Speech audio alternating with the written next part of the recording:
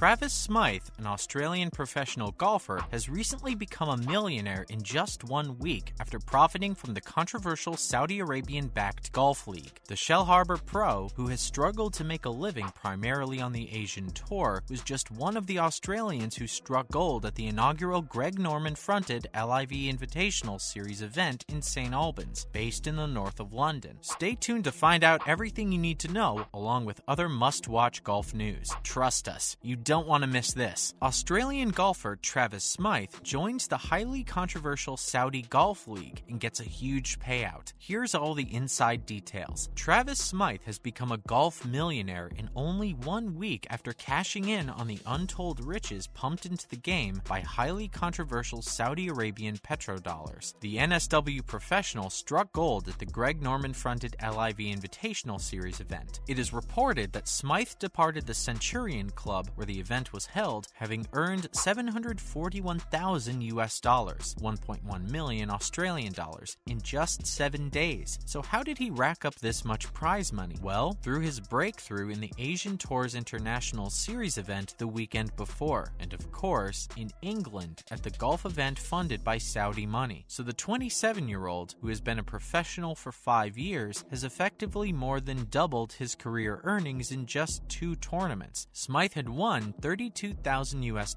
45,000 Australian dollars, on the Asian Tour the entire season prior to finishing second in the International Series event at Slaley Hall the previous Sunday, and also earned him entry into the Real Aladdin's Cave, which is the next LIV golf launch event. Regardless of Smyth having an ordinary week at Centurion, shooting 10 over par for the 3 rounds to finish joint 33rd out of 48 players, it was seemingly enough to earn him an extraordinary $146,000 US, 207,000 Australian dollars. But his real lucky break came when he finished second in the team event, which was carried largely by 3 players, Peter Uihlein, Richard Bland, and Pechara Kongwatmai, who all greatly outperformed him. That earned the world number 395 an equal quarter share of another $1.5 million pot, bringing his total earnings from the 3-day Centurion event to an eye-watering $521,000 US.